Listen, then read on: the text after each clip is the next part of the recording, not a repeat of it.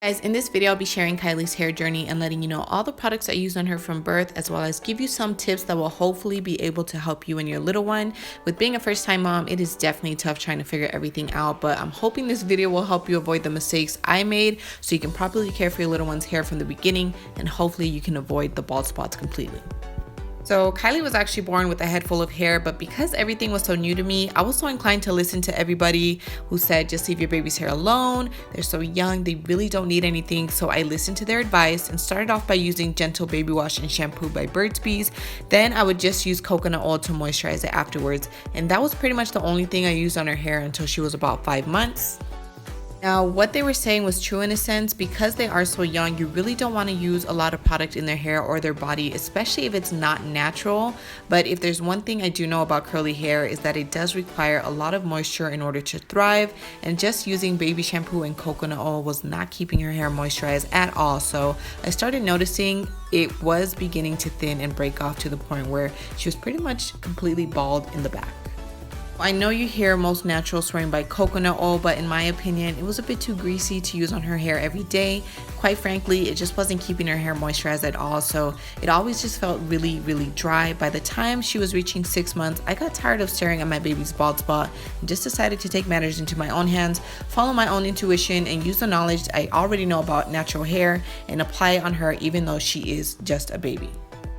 After researching different oils, I decided to go with jojoba oil and use that instead of coconut oil. Now, the reason I chose jojoba oil was because it's a light oil, in my opinion, that doesn't feel too greasy, and its molecular structure resembles our hair's natural oil, so it would be perfect for me to use on her hair and scalp daily without leaving it feeling super greasy and affecting the health of her scalp. It also has antibacterial properties and contains a lot of vitamins which can strengthen the hair and prevent hair loss and promote thickening. So when she was around 6 months old, I started massaging jojoba oil on her scalp every single day for about 5 to 10 minutes, and I also made sure I placed a satin or silk scarf anywhere she laid down to reduce any breakage. So personally, what I did is I just took a satin pillowcase and I literally just safety pinned it onto her crib sheet. There's enough safety pins on there to make sure this does not come off, so it does not become a hazard.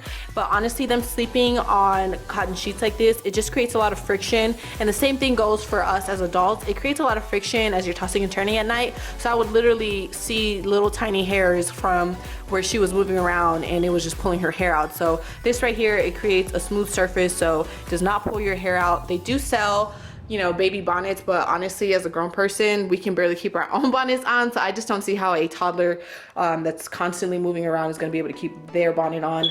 So around this time, I scrapped the products that were labeled as both a baby wash and shampoo, because quite honestly, those weren't very moisturizing on the hair in my opinion. I mean, I personally don't have a product that I use on my body and my hair. So around this time, I began just co-washing her hair and ditching shampoo completely, because she really wasn't doing anything that was getting her hair dirty. So I'll be honest and say I did start using a Jane Carter solution co-wash that I had on hand, and it really was making all the difference when it came to her hair being moisturized, but definitely did not do my research prior to find out if it contained any ingredients that could potentially be harmful to an infant.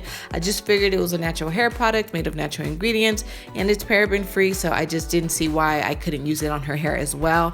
I mean, is there really a difference between hair products from a kid's line compared to our own natural hair products, or was it all just a marketing technique to get parents to purchase those products? So long story short, after doing some research and reaching out to a brand, did discover there is a difference. So although nothing happened to Kylie while I was using that product, I did go ahead and switch over to products from a kid's line to be on the safe side. So I started using products from the Curls It's a Curl line. I was conditioning it every week and using shampoo every so often, about once every week and a half to 2 weeks, because again, she really just wasn't doing anything at this age that was getting her hair dirty, except for, you know, the occasional rolling around on the carpet. I did have a dog, so I would shampoo it afterwards. So to keep her hair moisturized, I would apply water if it wasn't a wash day.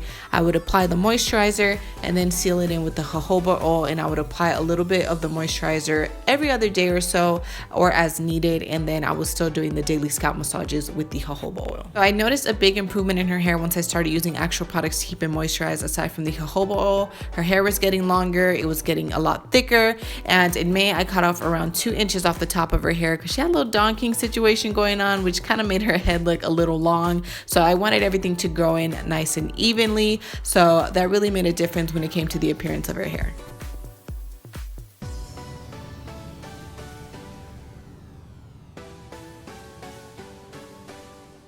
So towards the end of June, I started incorporating the Shea Moisture Coconut and Hibiscus Kids Curling Butter Cream into her regimen. So I would apply a little bit of water if it wasn't a wash day, the Curls Moisturizer, the Shea Moisture Cream, and then the jojoba oil to seal everything in. And I found that layering products really did a great job in keeping the hair moisturized. I remained consistent with the regimen for a few months until I ran out of the Curls products and the jojoba oil.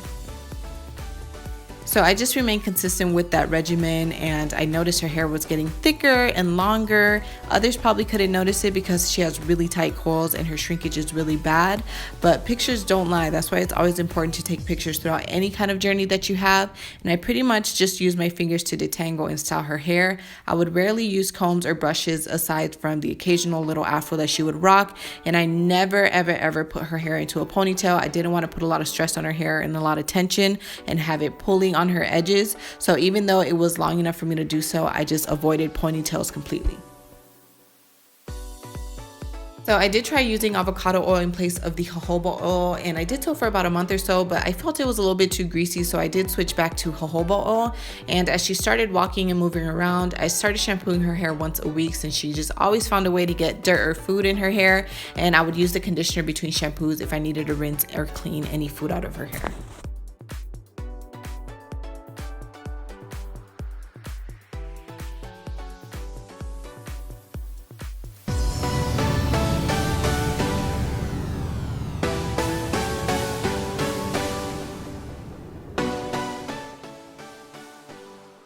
So once I ran through the bottle of the Curls Moisturizer and the shampoo and conditioner, I did start using the Shea Moisture Moisturizing Spray, and now that she is a little bit older, she's about 1.5 years, I do feel a little bit more comfortable with using a product that isn't from a kid's line. So I did start using the shampoo and conditioner from the Diva Curl Decadence line, and I also began massaging an old blend from a small black-owned business called Parker J's onto her edges once a week.